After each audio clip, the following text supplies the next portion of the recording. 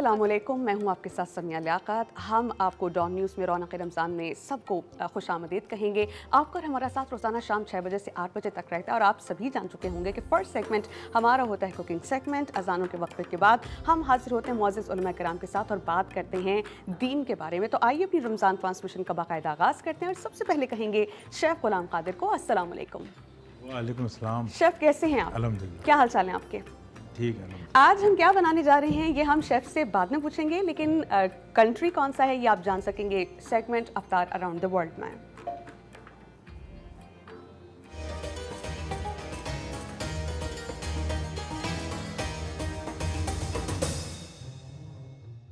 Chef आप हमें बताइएगा कि डिश कौन सी है और किस कंट्री से? ये डिश जो है हमारी पाकिस्तानी कंट्री है और तिल मिल झींगा बना रहे हैं हम, जिसमें तिल मिल झींगा बहुत प्यारा नाम है। तिल मिल क्यों है ये? झींगा तो सुना, तिल मिल झींगा नहीं सुना। तिल मिल झींगा, तिल यानी कि तिल जो उसके ओके, सेसमी सीड लगाएंगे जी जी सेसमी और इसीलिए इसका नाम तिल मिल झींगा है। ठीक है, तो आइए बाकायदा आगाज़ करते हैं इसका। तिल मिल झींगा आज हमारी रेसिपी है और डिश जो है वो बाकायदा इसको शुरू करने से पहले हम धो लेंगे अपने डेटॉल से हाथ। हमारे शेफ़ आज बनाने जा रहे हैं तिल मिल झींगा और उससे पहले धोएंगे हाथ डेटॉल से।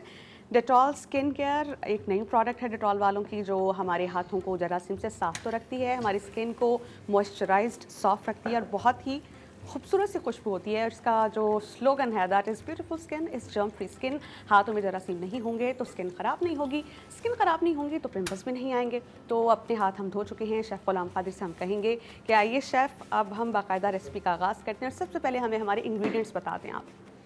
ये red chilli powder, sesame seed है, फूड कलर है, जिंजर गार्लिक है, हल्दी है, क्यूमन है, गरम मसाले हैं, सॉल्ट है, लेमन जूस है, ऑयल है और योगर्ट है। ओके, और सबसे पहले हम क्या करेंगे? सबसे पहले हमने ये 250 ग्राम हमने प्राउन लिए हैं मीडियम साइज़ के। और मुझे लगता है आपने इसे फ्रिज में रख दिया था। जी जी फ्रिज में रख दिया था। ठीक है, ताकि स्मेल ना आए इसकी, क्योंकि ये बाहर रखेंगे तो जल्दी स्मेल आ जाती है। और पता है मौसम भी गर्म हो रहा है, ख़राब होने के चांसेस भी हैं। ये हमने सब में पहले लेमन जूस 10 ग्राम। ओके, 10 ग्राम में कितने चम्मच होंगे? 10 ग्राम में 3 से 4 टीस्पून होते हैं। टीस्पून जो छोटे होते हैं। और ये हमने सॉल्ट हस्बे जायका। और अगर किसी को ये ना पता चले कि कितना है तो हम अंदाजे से कितना डाल सकते हैं? 1 टीस्पून डाल सकते हैं। ओके, 1 टीस्पून, क्योंकि बेसिकली ये प्राउन सॉल्टी होते हैं। क्योंकि ऑलरेडी नमक लगा भी होता है। नमक होता है इसके अंदर। ठीक है। और ये हम जिंजर गार्लिक का पेस्ट 10 ग्राम ये डालना है। तकरीबन 1 टीस्पून हो गया। जी, ये हो गया। इसको अभी इसको हमने टेस्ट लगा के थोड़ी देर के लिए छोड़ देंगे। ठीक। अब हमने योगर्ट लिया है, ये देखिएगा। और ये क्या कर रहे हैं हम? इसको हम शेक कर रहे हैं योगर्ट को। ठीक। अब इसके अंदर हम लोग रेड चिली पाउडर 10 ग्राम। ठीक। और हल्दी पाउडर 10 ग्राम, 1 टीस्पून। क्यूमन यानी कि ज़ीरा। ठीक। और ये गरम मसाले हैं। सही, मिक्स गरम मसाला था के आज हम बना रहे हैं तिल मिल झींगा और तमाम इंग्रेडिएंट्स आप नोट कर लें, क्योंकि कुछ भी मिस हुआ तो फिर रेसिपी वैसी रहती नहीं है। तो शेफ़ हम योगर्ट किस मकसद के लिए इस्तेमाल करेंगे, क्या ये बता सकते हैं आप हमें? योगर्ट 2 किस्म के लिए इस्तेमाल कर रहे हैं हम, ताकि इसमें खटासपन भी आ जाए और योगर्ट के साथ इसको मिलाएंगे, जब ग्रिल करेंगे इसके अंदर कलर सा आएगा। और ये फूड कलर मैंने डाला है ताकि कलर भी अच्छा है। अब हम इसको मिक्स कर लेंगे।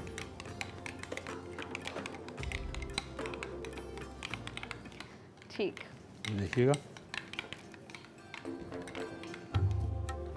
इसमें जो कलर आया ये हल्दी की वजह से आया है। हल्दी की वजह से, और फूड कलर मैंने जो बताया था आपको। और फूड कलर डालने का मकसद? फूड कलर डालने से थोड़ा सा शाइनिंग भी आ जाती है, वो कलर भी आ जाता है इसका। चिली पाउडर डालने तो चिली पाउडर से भी कलर आएगा, मगर वो ज़्यादा हो जाएगी, वो स्पाइसी ज़्यादा हो जाएगा। ये देखिएगा, ये कलर आया। इसको हमने मिला लिया है। ओके, मैं यही सोच रही थी इस दही का आप करेंगे क्या। तो जो हमने ये मेज़िश बनाई है, we are going to pour it into the prawns. हमारे जितने प्रॉन्स थे उसमें हमने इसको पोर कर दिया है। और उसके बाद अच्छे से हम मिक्सिंग करेंगे। उससे पहले हमने लहसुन, अदरक और नमक डाल के और लेमन जूस डाल के इसकी रख दिया था हमने कि अच्छे से मैरिनेशन हो जाए। जो हल्की सी हीक आती है झींगे की वो इससे ख़त्म हो जाएगी। और अब हम अच्छे से मिक्स करना है इसको योगर्ट में। देखिए लास्ट में अच्छी तरह मिक्स कर लें। समय पहले मैंने सनिया आपको बताया था कि इससे पहले मैंने लेमन जूस और गार्लिक और सोल्ट लगा के मैंने यही अभी देखने वालों को बताया कहीं ये ना समझे कि कुछ मिस हुआ है, तो मैंने उनको रिपीट किया कि लेमन जूस, लहसुन, अदरक और हल्का सा नमक डाल के हमने इसको छोड़ दिया था। और फिर हम अपने दही में जो भी इंग्रेडिएंट्स ऐड करने थे वो ऐड कर रहे थे। और ये लास्ट मोमेंट में थोड़ा सा हमने सेसमी सीड ताकि इसके अंदर भी डाल दिया, इसका भी जायका आ जाए कुकिंग के टाइम पे। अब हम इसको 2 मिनट के लिए रेस्ट देंगे। आज हम बनाने जा रहे हैं तिलमिल झींगा और ये बहुत अच्छे होते हैं। और जैसे कि हम सभी जानते हैं कि सी फूड बहुत हेल्दी है स्किन के लिए और हमारे सेहत के लिए और इवन हड्डियों के लिए, क्योंकि इसमें ओमेगा 3 होता है। तो ऐसा बहुत कम होता है कि लोग इफ्तार में सी फूड लेते नहीं है, लेकिन हम ज़रूर इस चीज़ को मलहूज़ खातिर रख रहे हैं क्योंकि सेहत के लिए ये चीज़ बहुत अच्छी है। तो जब तक इनकी मैरिनेशन हो रही है और तमाम इसमें मसाला जात रच बस रहे हैं, हम एक शॉर्ट ब्रेक लेंगे and will be right back. तो कीप वॉचिंग रौनक रमज़ान।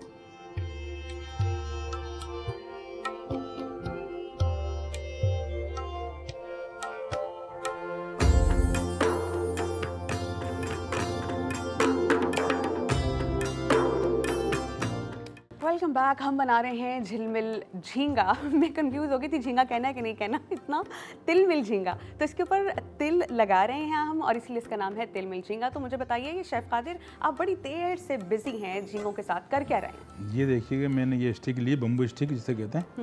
अब मैं इसके अंदर रो रहा हूँ ताकि ये बारबेक्यू की जो सीखें होती हैं उसकी ये काम ले सकता हूँ होममेड के अंदर। ओके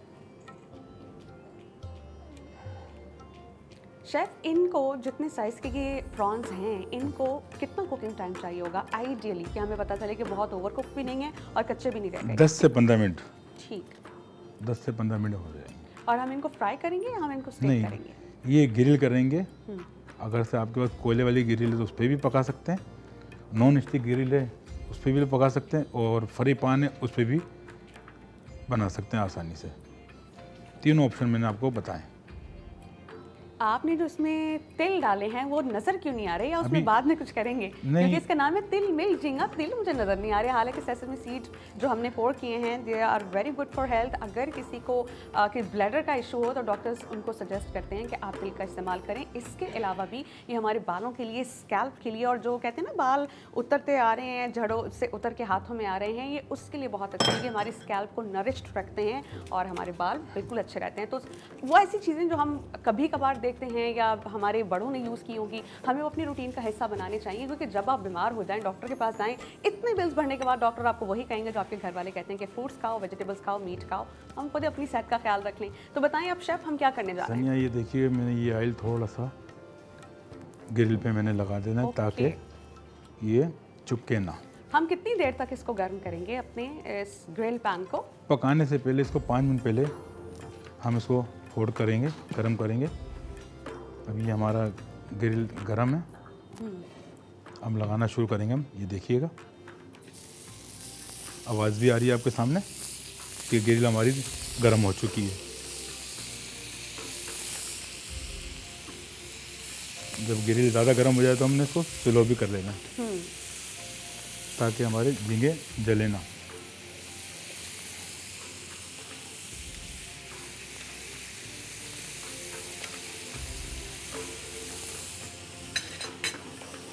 और ईच साइड हम इसको कितना कुक करेंगे? ये देखिए इसमें जब कलर आने लगे तो ये पक चुके होंगे।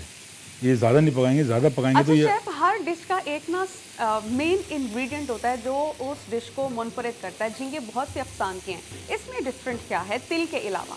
इसमें डिफरेंट ये है कि हमने ज़्यादा स्पाइसी का इस्तेमाल किया ही नहीं है। अच्छा। हाँ, जो कि तंदूरी स्टाइल में होते हैं, जो तंदूरी स्टाइल में ज़्यादा स्पाइसी होते हैं, बारबेक्यू में जिसे तंदूरी बोटी कहा जाता है, वो मसाले ज़्यादा तेज़ होते हैं। ये देखिएगा ये लाइट नहीं है, और ये देखिए नज़र भी आ रहा है। हाँ, जैसे ही उसमें थोड़ा सा पका है तो उसका जो आप कह रहे थे ना कलर आ रहा है वो आ रहा है। वो इसके अंदर एक ऑप्शन और भी है। क्या? वो है कि आप इसमें क्रीम भी ऐड कर सकते हैं। क्रीम से और टेस्ट अच्छा आएगा। जी जी।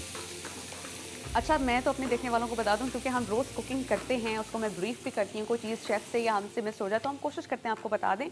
और रोज़ मैं देखती हूँ ना, मैंने शेफ़ से बहुत कुछ सीखा भी है, और साथ साथ मैं उसकी जो पकने के बाद या पकने के दौरान खुशबू आती है, उसी से आप गेस कर लेते हैं कि ये खाना कितना अच्छा और डिलीशियस होगा। अभी तक हमारे अवारी और बीच लग्जरी होटल्स जितने भी शेफ़ आए हैं, तमाम उन्होंने रेसिपीज़ जो बनाई हैं वो तब सब डिफरेंट थी, अच्छी थी और मज़े की थी। जो आज के जो प्रॉन्स हैं वो बहुत ही प्यारी खुशबू उनसे आ रही है। तवक्को भी यही है और उम्मीद भी यही है कि बहुत टेस्टी भी होंगे। कलर आना शुरू हो गया शेफ इनमें? जी जी, हल्का हल्का कलर आना शुरू हो गया। ये देखिएगा, इसको दोबारा से आप टर्न कर लें ताकि दोनों साइड से पक जाएं। ओके।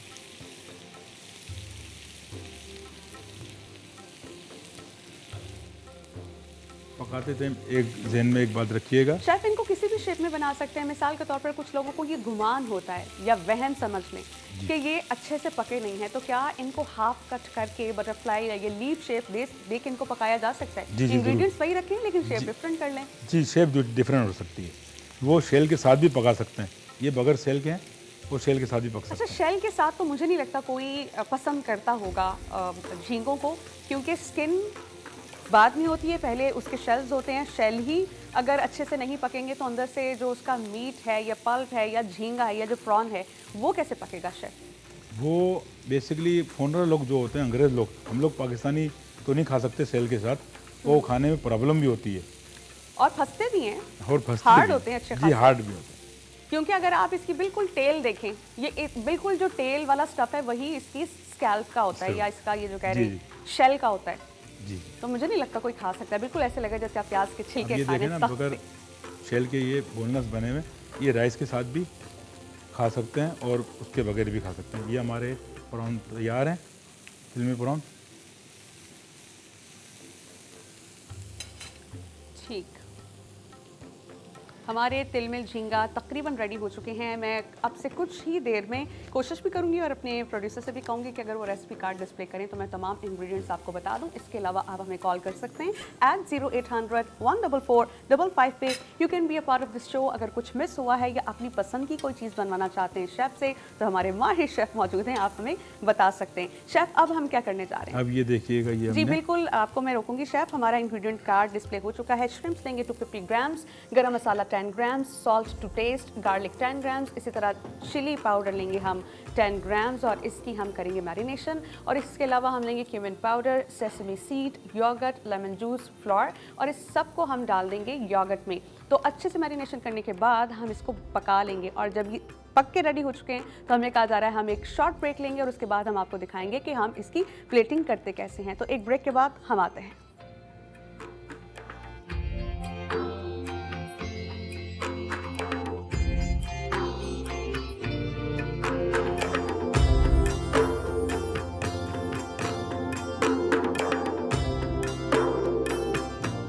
Welcome back. हमारे तिलमिल झींगा जिनको हम बना रहे थे वो बिल्कुल रेडी हो चुके हैं। तो शेफ बताइएगा अब क्या सिचुएशन है? अभी हम प्लेटिंग कर रहे हैं, देखिए आपके वेरी सामने। गुड। ये राइस के साथ हमने राइस पहले से लगा के रखी थी और राइस के बिगर भी आप ले सकते हैं। ये देखिएगा, ब्यूटीफुल।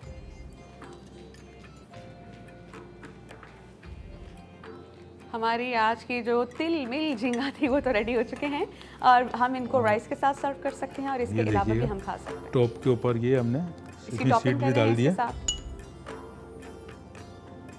ब्यूटीफुल। ये देखिएगा, ये हमारे।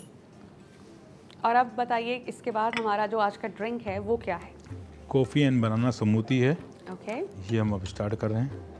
और इसके लिए इंग्रेडिएंट्स क्या क्या हैं? इंग्रेडिएंट ये मेरे बता पास मिल्क है, बनाना है, कॉफ़ी है और शुगर है, हनी है और ये आइस है मेरे पास। दें। ठीक, तो आइए अब हम स्टार्ट करते हैं। आज का हमारा ड्रिंक है कॉफ़ी एंड बनाना स्मूदी।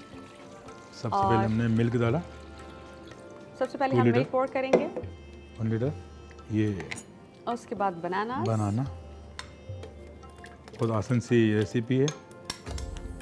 हम ऐसी ही रेसिपीज लाते हैं जो कम वक्त में बन जाएं, अच्छी हों, हेल्दी हों, ये शुगर है। और ड्रिंक हमारा बहुत जल्दी रेडी हो जाता है। ठीक। शुगर हस्बे जायका, ताकि हम हनी भी डाल रहे हैं कि डबल शुगर ना हो जाए।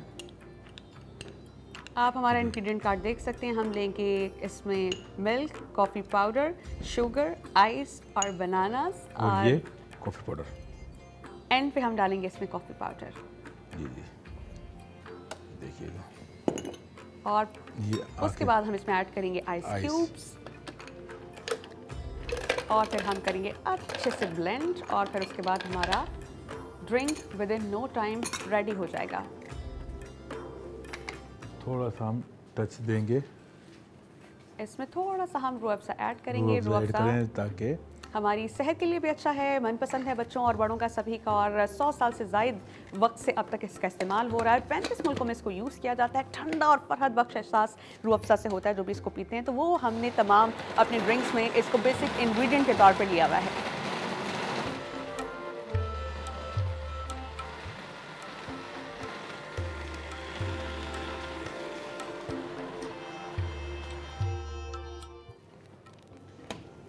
हमारा आज का जो ड्रिंक था कॉफ़ी एंड बनाना स्मूदी वो रेडी हो गई है। हम इसको ग्लासेस में पोर कर रहे हैं और हम शेफ़ को कहेंगे thank you so much chef अब गुलाम कादिर कि आपने अच्छी सी स्मूदी और आज का जो हमें मेन कोर्स है वो बनाना सिखाया। तो अभी हम अपने देखने वालों को कहेंगे कि हम एक ब्रेक लेंगे, उसके बाद अजान होंगे, फिर हाजिर होंगे मोअज़्ज़ज़ उलमा कराम के साथ। तो कीप वॉचिंग रौनक-ए-रमज़ान।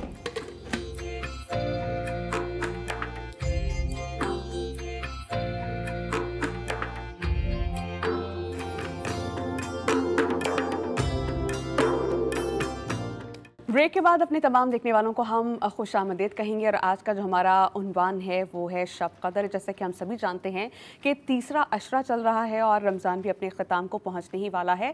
नबी करीम सल्लल्लाहु अलैहि वसल्लम खुसूसी तौर पर आखिरी अशरे में अपनी जो है बहुत ज़्यादा स्ट्रगल किया करते थे, किस तरह के वो एतकाफ़ किया करते थे आखिरी 10 दिनों में और जो ताक रातें हैं उनकी तलाश किया करते थे। नबी करीम सल्लल्लाहु अलैहि वसल्लम ने कहा कि ताक रातों को तलाश करो, क़याम करो। हम 21वीं, 23वीं, 25वीं, 27वीं और 29वीं शब को ख़ास तौर पर एहतमाम करते हैं और जो शब कदर है ऐसी रात जिसे 1000 महीनों से बेहतर करार दिया गया है उसे हम तलाश करने की कोशिश करते हैं। तो हम जानने की कोशिश करते हैं कि शब कद्र है क्या। माह सियाम की रातों में से एक रात शब कद्र है जो बहुत ही कद्र व मंजिलत वाली रात है और इस रात को अल्लाह सुब्हानहू व तआला ने करार दिया है कि ये एक रात 1000 महीनों से अफजल है। यानी जिसने इस रात क़याम किया, इबादत की, 83 बरस 4 माह उस शख्स ने इबादत में गुजारे। अब ये कम अज़ कम अरसा है क्योंकि कुरान करीम में ये कहा गया है खैरुन मिन अल्फ़ि शहर और इशारा कर दिया गया है कि अल्लाह सुब्हानहू व तआला जितना चाहें इसका सवाब दे सकते हैं, लेकिन कम अज़ कम 83 बरस 4 माह है। इस बारे में आपको बता दें कि इतनी इम्पॉर्टेंट है ये सूरत कि इसी के नाम से अल क़द्र एक सूरत कुरान करीम में है जिसकी ट्रांसलेशन है कि बेशक हमने इसे यानी कुरान करीम को शब क़द्र में नाजिल किया। और आपको क्या मालूम कि शब क़द्र क्या है? शब क़द्र 1000 महीनों से बेहतर है। इसमें फ़रिश्ते और रूहुल अमीन नाजिल होते हैं और अपने रब के हुक्म से हर काम पर वो सुबह रोशन होने तक सलामती की रात है। तो इस रात हम जो मांगे हमें अता कर दिया जाता है, बख्शिश मांगे बख्श दिया जाता है। जैसा कि हम सभी जानते हैं कि आखिरी अशरे में जहन्नुम के दरवाजे बंद कर दिए जाते हैं और जन्नत के दरवाजे खोल दिए जाते हैं। हमारे करने के क्या काम है ये हम जानेंगे मुअज़्ज़ज़ उलमा कराम से। मुफ्ती नूर रहमानी साहब और डॉक्टर सरवत असगरी साहबा हमें ज्वाइन कर चुके हैं। आप दोनों को हम कहेंगे अस्सलाम वालेकुम। वालेकुम अस्सलाम। आपा आपसे मैं जानना चाहूँगी कि लैलतुल क़द्र है क्या, इसकी तारीफ़ क्या है? बिस्मिल्लाहिर्रहमानिर्रहीम, अस्सलाम वालेकुम। हम सबको आप सबको माह रमज़ान मुबारक की बहुत बहुत मुबारकबाद पेश करते हुए और क्योंकि आज 26वां रोज़ा भी अफ्तार कर लिया है, परवरदिगार आलम का एहसान है कि उसने हमें 26 रोज़े रखने की क़ुव्वत और ताकत अता फ़रमाई और परवरदिगार आलम इस माह रमज़ान की बरकतों, रहमतों और मग़फ़िरतों से हम सबको मुस्तफ़ीज़ फ़रमाए, आमीन सुम्मा आमीन।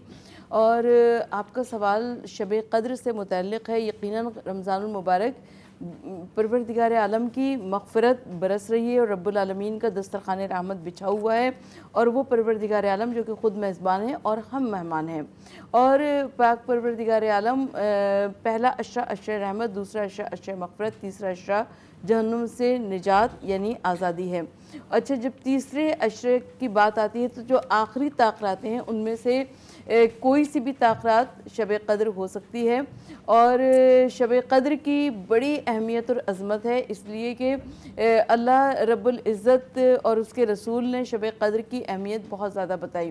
ख़ुद अल्लाह के रसूल सल्लल्लाहु अलैहि वसल्लम से रिवायत है कि सरकार दो आलम सल्लल्लाहु अलैहि वसल्लम माह रमज़ान की आखिरी 10 रातों में कमर बस्ता हो जाया करते थे और अपने आप को तैयार कर लिया करते थे इबादत इलाही के लिए। और हुजूर नबी करीम सल्लल्लाहु अलैहि वसल्लम एतिकाफ़, जैसे कि अभी आपने इंट्रो में फरमाया, एतिकाफ़ में भी कई मरतबा बैठ जाया करते थे। एतिकाफ़ का मतलब यानी परवरदिगार आलम के ऐसे रिश्ता जोड़ना कि इंसान और अल्लाह के दरमियान में कोई ना हो।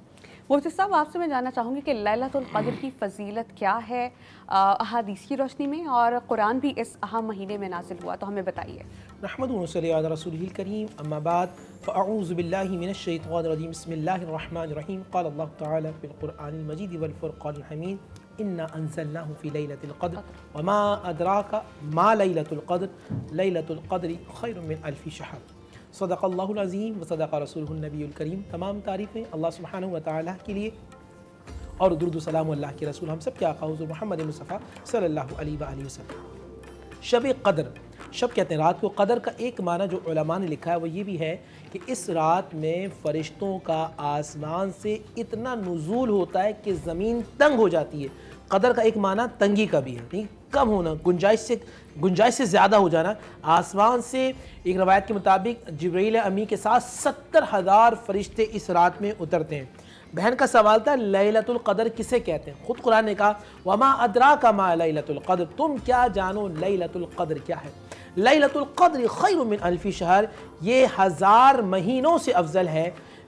दरअसल हुआ ये कि अगर आप जाएँ कुरान मजीद फ़ुरक़ान हमीद को पढ़ें और पहले सिपारे के अंदर वइज़ क़ाल रब्बुका लिल मलाइकति इन्नी जाइलुन फ़िल अर्दि खलीफ़ा, कि जब अल्लाह सुब्हानहु व तआला ने कहा कि ए फ़रिश्तों मैं अब ज़मीन में अपना नाइब बनाना चाहता हूँ, तो फ़रिश्तों ने कहा था नहनु नुसब्बिहु बिहम्दिका, हम तेरी इबादत करने वाले हैं, हम तेरी रियाज़त करने वाले हैं, हम तेरी तस्बीह करने वाले हैं। परवरदिगार, ये जो तू जिनको बना रहा है ये तो फ़साद करेंगे। आज अल्लाह ताला आसमान से फ़रिश्तों को भेजता है और फ़रिश्ते जाके देखते हैं मसाजिद के अंदर, घरों के अंदर कोई तस्बीह में होता है, कोई तहवीद में होता है, कोई कुरान की तिलावत कर रहा होता है, कोई रुकू के अंदर होता है, किसी ने हाथों को बुलंद किया होता है, कोई चुपके चुपके अपने रब को मना रहा होता है। फ़रिश्ते देख रहे होते हैं ये परवरदिगार की वो मखलूक है जिसके पास अक़ल भी है, शऊर भी है, ख्वाहिश भी है, ये तमाम चीज़ों को छोड़कर अपने रब को मना रहे हैं। तो जब ऐसा बंदा इबादत कर रहा होता है, आसमान से जिब्रील अमी उतरकर जब उसे अल्लाह का सलाम देते हैं, उसे 84 साल की इबादत के बराबर सवाब मिल जाता है। और नाज़रीन, उसके रोंगटे खड़े हो जाते हैं, उसके आंसू निकलना शुरू हो जाते हैं। ये इस बात की दलील होती है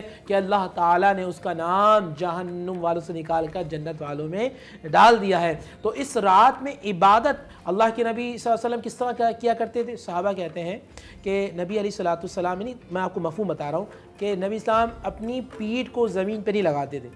इसका मतलब ये कि आप आराम बहुत ही कसरत से किया करते, कलील किया करते थे, बहुत ही कलील और कसरत के साथ इबादत किया करते थे। आपकी इबादत कसरत में होती थी, आराम कलील होता था। हमारा उलट है, हमारा आराम कसीर होता है और हमारी इबादत कलील होती है। अगर आप कलील इबादत भी करें आज की रात नाज़रीन, नमाज पढ़ें और फिर क़ज़ाए उम्री अदा करते रहें, तौबा इस्तग़फ़ार करते रहें, और अगर आप सो जाएं और सुबह उठकर आप फजर की नमाज बाजमात पढ़ें तो अल्लाह ताला आपको इस रात भर जागने का भी सवाब अता फरमा देगा। आपा, क्या ये कहना ठीक होगा कि एतिकाफ़ इसीलिए किया जाता है कि शब क़द्र को तलाश किया जाए?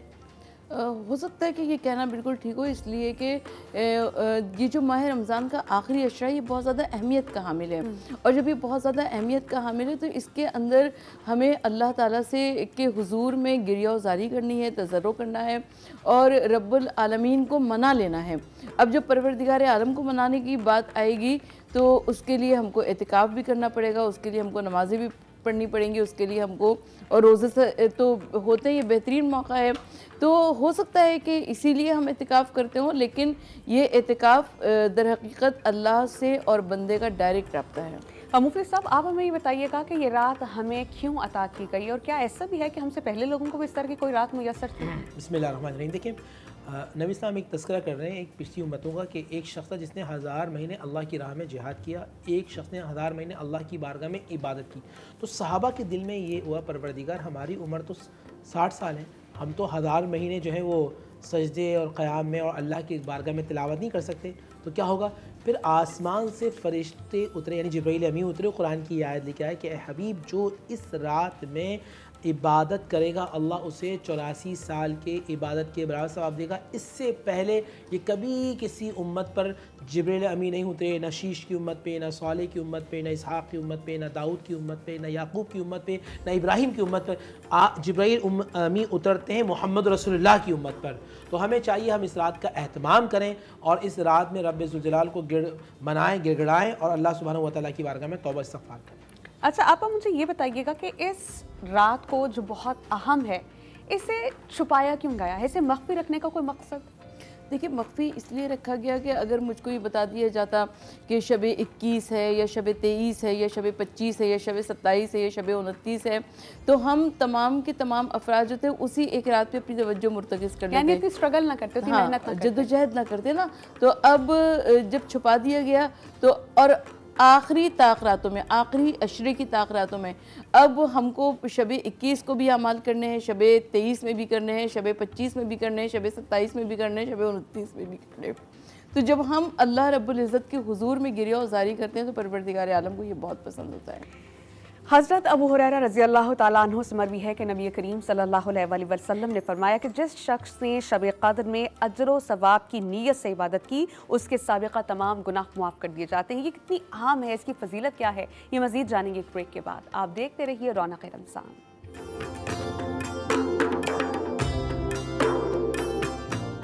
Welcome back after the break. हम आज का जो हमारा टॉपिक है शब क़द्र, जैसा कि हम सभी जानते हैं कि अज़ान मग़रिब के बाद अगले दिन का आगाज़ हो जाता है, तो 27वीं शब का आगाज़ हो चुका है।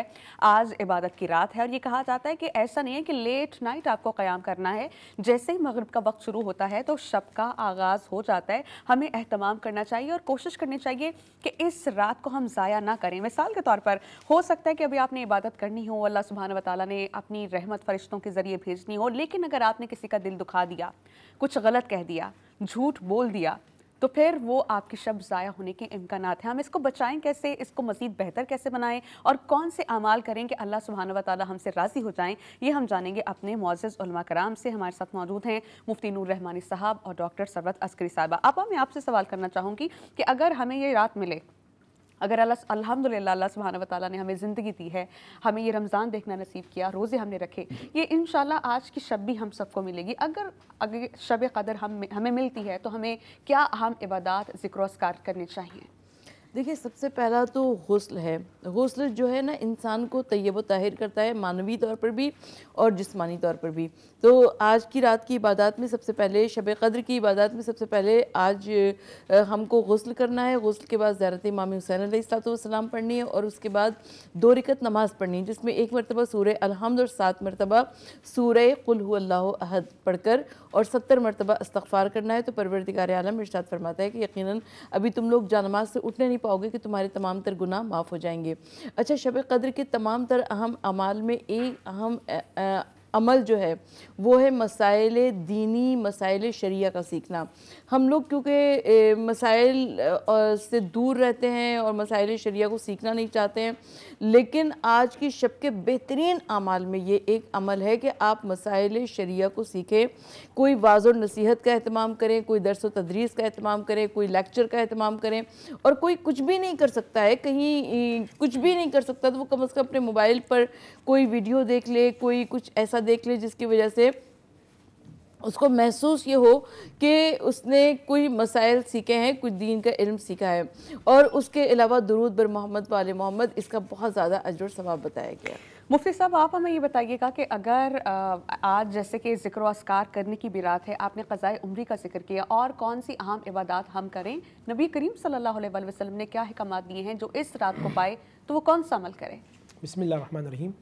एक सवाल ये भी इसमें होना चाहिए ज़मनन कि कौन वो लोग हैं कि जो इस रात से महरूम हैं और किन लोगों की बख्शिश व मग़फ़िरत नहीं होगी। सबसे पहले तो ये समझें, ये लिखा हुआ मैंने बिल्कुल नोट किया। फिर आप उसके बाद आप जाएंगे कि आपको क्या करना है। नबी इस्लाम की अहादीस के मुताबिक कि जो क़ातिअ रहम हैं, जो रिश्तों को तोड़ने वाले हैं, उनकी इस रात में बख्शिश व मग़फ़िरत नहीं होगी। जो कीना परवर हैं, जिनके सीने में बुग़्ज़, अदावत, नफ़रत है, उनकी बख्शिश व मग़फ़िरत नहीं होती।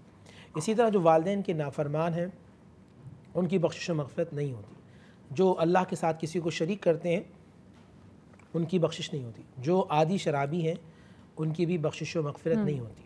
तो वो लोग के जिनके रिश्तेदार अज़ीज़ अक़ारिब ज़िंदा हैं और उन्होंने क़तई ताल्लुक़ रखा है कि वो हम मिलते ही नहीं हैं, तो नाज़रीन ये ज़हन में रखिएगा, नबी अलैहिस्सलाम ने इरशाद फरमाया कि जो किसी को मुआफ़ नहीं करता, ये बहुत बड़ा जुमला हदीस में आपको सुना रहा हूँ, जो किसी को मुआफ़ नहीं करता उसे चाहिए हौज़ कौसर पे मैशर के दिन फिर वो मुझे अपनी शक्ल ना दिखाए। लेकिन मुफ्ती साहब ये बहुत इंपॉर्टेंट नुक्ता है, यहाँ से जुड़ा हुआ सवाल मैं आपको यहीं पे पॉज करूँगी, रोकूंगी और फिर आप अपनी बात को आगे बढ़ाइएगा।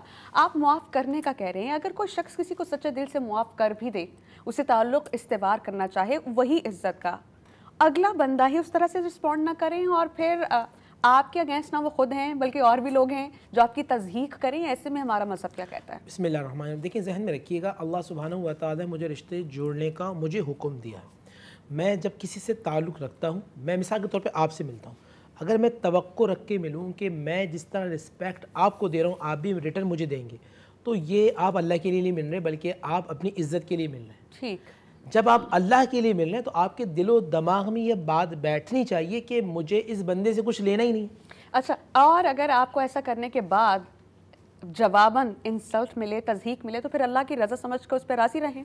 ये भी बहुत अच्छा सवाल है। देखिए एक बात जहन में रखिएगा, मेरे नबी इस्लाम ने कहा रिश्ता जोड़ो, और जो रिश्ता जोड़ता है वो अल्लाह के करीब है और जो रिश्ता तोड़ता है वो अल्लाह सुब्हानहू व तआला से दूर है। एक बात तो जहन में रखिए, आपका ऐसा कोई रिश्तेदार है कि आप जब उनसे मिलें वो आपसे हसद करें या आपको कोई बुरा भला कहें, तो फिर जहन में रखिएगा आप उससे रिश्ता तोड़ेंगे नहीं, मगर आप उस ताल्लुक़ को लिमिट में ले आएंगे। वो लिमिट इस तरह होगी कि आप उसको सिर्फ सलाम दुआ तक ले आएंगे कि अस्सलाम वालेकुम रहमतुल्लाहि व बरकातुहू, आप कैसे हैं, ठीक है, बस यहाँ तक ले आएंगे। अब आइए आज की रात जागने वाले, इस रात के अंदर सबसे ज़्यादा अहम जो है वो क़ज़ाए उम्री को अदा करना है। दूसरा, आपके पास आपको वक्त मिलता है, आपको सलातुत तौबा पढ़नी है कि ए अल्लाह मेरी तमाम गुनाहों गलतियों को मुआफ़ फरमा। तीसरा, आप चलते उठते बैठते, मिसाल के तौर पे अभी जो हमारे लोग देख रहे हैं वो गाड़ी चला रहे हैं मिसाल के तौर पे या कुछ भी कर रहे हैं, वो दुरूद शरीफ पढ़ते रहें, वो इस्तिग़फ़ार पढ़ते रहें, वो लाहौल पढ़ते रहें। कुछ अहादीस के अंदर आता है सुबहानल्लाह व बिहम्दी सुबहानल्लाह अज़ीम व बिहम्दी, ये फ़रिश्तों की तस्बीह है। आपके अगर गुनाह समंदर के झाग के से भी ज़्यादा हों या ज़मीन के ज़र्रात से भी ज़्यादा हों, अगर आप इन कलिमात को पढ़ेंगे तो अल्लाह सुब्हानहू व तआला आपकी बख्शिश मग़फ़िरत कर देगा। तो इस रात के अंदर इबादत का बहुत ज़्यादा एहतमाम कीजिए। कुरान मजीद फ़ुरक़ान हमीद को समझने की नीयत कीजिए। हमारे सबसे बड़ा अलमिया ये होता है, हम कुरान मजीद फ़ुरक़ान हमीद को समझ के पढ़ते नहीं हैं। कुरान की कोई भी सूरत आज की रात में याद कीजिए, उसको पढ़ें, समझें, इबादत में वक्त। और मैं फिर लोगों से तलक़ीन करूँगा, देखें ये रात घूमने की नहीं है। अब नौजवान दोस्तों से कहूँगा ये रात टूर्नामेंट में क्रिकेट मैच या दूसरी रात खेलने की नहीं है, या बाइक्स में हुल्लड़बाजी करने की नहीं है, बिल्कुल नहीं है। ये आप बाइक निकाल के अगर बदतमीज़ी करें, ये वो रात नहीं है। या फिर मैं अपनी बहनों से हाथ जोड़ के इल्तिजा करूँगा, ये रात शॉपिंग की नहीं है। देखिए अगले साल 27 रमज़ान आएगा, ताकरातें आएंगी, बहुत कन्फर्म है कि हम हो या ना हो। अगर नहीं हो तो हम तो फिर कब्र में होंगे ना। और आज रात अगर मैंने अपने रब को मना लिया तो फिर ये कब्र जन्नत के बागों में से एक बाग होगी, और मैंने अपने रब को नाराज़ कर लिया तो फिर मेरी कब्र भी जहन्नम की गढ़ों में से एक गढ़ है।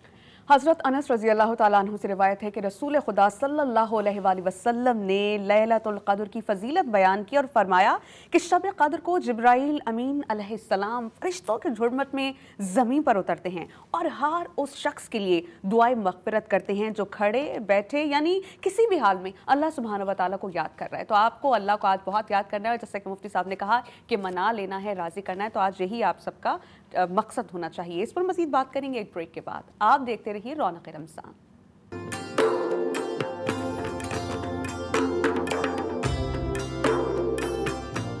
हज़रत अबू हुरैरा रज़ी अल्लाह ताला अन्हु से मरवी है कि नबी करीम सल्लल्लाहु अलैहि वसल्लम ने फरमाया कि तुम्हारे पास रमज़ान मुबारक का एक महीना आया, अल्लाह सुब्हानहू व तआला ने तुम पर उसमें रोज़े फ़र्ज़ किए। उस माह जन्नत के दरवाजे खोल दिए जाते हैं और जहन्नुम के दरवाजे बंद कर दिए जाते हैं और सरकश शयातीन जकड़ दिए जाते हैं। अल्लाह सुब्हानहू व तआला के नज़दीक उस माह में एक ऐसी रात भी है जो हज़ारों रातों से अफजल और बेहतर है। तो जो उस रात की खैरात और बरक़ात से महरूम कर दिया गया, वही हर खैर से महरूम कर दिया गया। तो कितना इम्पॉर्टेंट है हमारे लिए कि हम अल्लाह सुब्हानहू व तआला को राज़ी करें। अच्छा, हमें कहा गया है कि हम अपनी इन रातों को तलाश करें, 21वीं, 23वीं, 25वीं, 27वीं, 29वीं। हमें कैसे पता होगा कि हमने तमाम रातों में क़याम कर लिया कि यही इबादत की रात थी या यही शब क़द्र थी? ये जानेंगे अपने मुअज़्ज़ज़ उलमा कराम से। मुफ्ती साहब, आप हमें बताइएगा कि इस अहम शब की इलामात क्या हैं? देखिए कुरान में ना सलामुन ही हत्ता मतलअल फ़ज्र कि जब जिब्रील अमी किसी से आके मुसाफ़ा करते हैं, अल्लाह का सलाम देते हैं, दो बड़ी कॉमन निशानी होती हैं। एक तो ये कि उस बंदे पर रिक़्क़त तारी हो जाएगी, यानी कि उसके आंसू बेख्तियार निकलना शुरू हो जाएंगे। दूसरा ये कि उस बंदे के रोंगटे खड़ा होना शुरू हो जाएंगे। इस बात की दलील होती है कि ए बंदे खुदा, अल्लाह ने तुझ पे करम कर दिया और तेरी बख्शिश हो चुकी है। अच्छा, रात की क्या पहचान है? ये भी हदीस के अंदर है। वो रात ना तो बहुत ज़्यादा गर्म होती है, ना वो रात बहुत ज़्यादा ठंडी होती है। शब क़द्र की जो रात होगी वो मुअतदिल होगी। सेकंड ये कि जब अगले दिन सूरज निकलेगा तो निकलते वक्त सूरज की रोशनी में शुआएं नहीं होंगी। यह हदीस के अंदर मनक़ूल है। दो कॉमन निशानी, वो रात मुअतदिल होगी, सेकंड ये सूरज निकलेगा तो उसमें शुआएं नहीं होंगी। मगर मैं अपने नाज़रीन से कहूँगा कि नाज़रीन, जिस रात में आपने अपने रब को मना लिया वो आपके लिए शब क़द्र होगी। सुभान अल्लाह। और जिस दिन आपने बग़ैर गुनाहों के दिन गुजारा वो दिन आपके लिए यौम ईद होगा। हमें ऐसे कौन से अमाल करने चाहिए कि जिससे अल्लाह सुब्हानहू व तआला को हम राज़ी कर सकें? देखिए, बिस्मिल्लाहिर्रहमानिर्रहीम, मैंने आपसे पहले भी अर्ज़ किया था क़ज़ा उम्री को पढ़ना, क़ज़ा उम्री अदा करना चाहिए। सेकंड, आप नमाज तौबा पढ़ते रहें। थर्ड, आप कुरान मजीद फ़ुरक़ान हमीद की तिलावत करते रहें। फोर्थ, आप नबी अलैहिस्सलातु वस्सलाम की बारगाह अक़दस में दुरूद पाक का नज़ारा भेजते रहें। फिर कसरत के साथ जो आप तस्बीह तहलील आपको आती है वो आप करते रहें। क़याम की हालत में करते रहें, रुकू की हालत में, सुजूद की हालत में, तस्बीह व तहलील की हालत। अगर आप बीमार हैं, इन तवज्जो रखिएगा नाज़रीन, अगर आपको कोई मर्ज़ लाहक है और आप रात भर जागने से आपकी तबीयत ख़राब हो सकती है, तो आप बाजमात नमाज इशा अदा करेंगे, आप तरावी पढ़ेंगे, थोड़ा बहुत आप ज़िक्र अस्कार करेंगे, थोड़ी बहुत आप क़ज़ा उम्री पढ़ेंगे और आप उसके बाद सो जाएँ। और फिर तहज्जुद के वक्त उठिए, नमाज तहज्जुद अदा कीजिए, कुरान की तिलावत कीजिए और फजर की नमाज़ पढ़ लें, तो इंशाल्लाह आपको अल्लाह ताला रात भर जागने का सबब अता फरमाएगा। इंशाल्लाह। आपा से जो मैंने सवाल पूछा था उसका जवाब हम एक ब्रेक पर से वापस आने के लिए लेंगे। ऐसे कौन से अमाल है जिससे हमें इज्तनाब करना चाहिए और हमारी शब क़द्र ज़ाया ना हो? इसका जवाब जानेंगे एक ब्रेक के बाद। तो कीप वॉचिंग रौनक रमज़ान।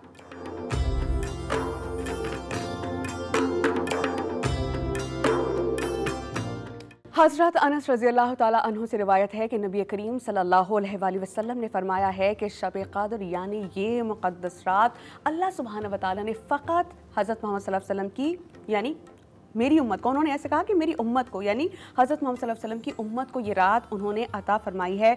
साबिक़ा उम्मतों में से ये शर्फ़ किसी को हासिल नहीं था। शब क़द्र की अहमियत क्या है? जैसा कि ब्रेक पर जाने से पहले हमने आपा से सवाल किया था कि आपा ऐसे कौन से आमाल हैं जिनसे हमें बचना चाहिए कि हमारी इबादत ज़ाया ना हो? देखिए, सबसे पहली बात तो ये कि हम सबको आज की रात यानी माह रमज़ान का जो आखिरी अशरा है, इस अशरे में बहुत ज़्यादा एक्टिव और अटेंटिव होने की ज़रूरत है। इसलिए कि कहीं ऐसा ना हो कि हमसे कोई कीमती लम्हा गुजर जाए, कोई कीमती लम्हा निकल जाए, ज़ाया हो जाए। और दूसरी बात ये कि अगर आखिरी अशरे की हर रात में हम कुछ सदका व खैरात कर दें, 2 रकात नमाज़ पढ़ लें या कोई कुरान का 1-2 पेजेस पढ़ लें, तो परवरदिगार आलम हम सबको जो अजर सवाब अता फरमाएगा, उस अजर सवाब की कोई इंतहा नहीं है। मुफ्ती साहब, आज 27वीं शब है और हमारे तमाम देखने वालों के लिए, डॉन न्यूज़ की पूरी टीम के लिए, हमारे लिए आज आप खुसूसी दुआ कर दें कि अल्लाह सुब्हानहू व तआला हमारी इबादत भी कबूल करें और हमें मुआफ़ भी कर दें। अल्लाहुम्मा सल्लि व सल्लिम अला सय्यिदिना व मौलाना मुहम्मद व अला आलिहि व अस्हाबिहि सय्यिदिना व मौलाना मुहम्मद मअदिनिल जूदि वल करम। या अल्लाह या रहमान या रहीम, रहम करने वाले रब्बे करीम हम सब पर रहम फरमा। करम करने वाले रब्बे करीम हम सब पे करम फरमा। ऐ अल्लाह हमारे सगीरा कबीरा गुनाहों को मुआफ़ फरमा, आइंदा गुनाहों से बचने की तौफीक अता फरमा। जो ज़िंदगी गफलत में गुजर गई इसको मुआफ़ फरमा। ऐ अल्लाह आने वाली ज़िंदगी तेरी याद में गुजारने की तौफीक अता फरमा। ऐ अल्लाह आज की रात जो बे औलाद हैं उन्हें साहिब औलाद फरमा। ऐ अल्लाह जो बेरोज़गार हैं साहिब रोज़गार फरमा, जिनका रोज़गार उनके रिस्क में कुशादगी अता फरमा। ऐ अल्लाह बहुत सारे बच्चे ऐ अल्लाह भूखे होते हैं, उनके वालिदैन उनके वालिद कई दिन से बेरोज़गार हैं, घर में फाके हो रहे होते हैं। ऐ अल्लाह आज की इस मुबारक रात के सदक़े में मेरे वो भाई जो कई कई दिन के जिनके घर में फाके हैं, ऐ अल्लाह उन्हें अच्छा रोज़गार अता फरमा। ऐ अल्लाह हम सबको हासिदीन की हसद से बचा, शैतान के शर से बचा, जादू टोने के मकरू फरेब से बचा, दिन और रात के फितनों से बचा, ज़मीनी आसमानी नाहगानी आफत मुसीबत हादसात से हम सबको महफूज फरमा। ऐ अल्लाह हम सब पर रहम व करम की बारिशें अता फरमा। ऐ अल्लाह जो बीमार हैं उन्हें शिफाए कामला अता फरमा। ऐ अल्लाह जिनके वालिदैन अज़ीज़ व क़ारिब इंतकाल कर चुके हैं, ऐ अल्लाह उनकी बख्शिश व मग़फ़िरत फरमा, उनकी कब्र में नूर नाजिल फरमा। ऐ अल्लाह हमारे घरों में बरकतें अता फरमा। ऐ अल्लाह हमारे घरों में रौनकें अता फरमा। ऐ अल्लाह हमारी औलादों को फरमा बरदार बना, उन्हें आशिक़ रसूल बना। ऐ अल्लाह हम सबको ज़मीनी आसमानी नाहगानी आफत मुसीबत हादसात से महफूज फरमा।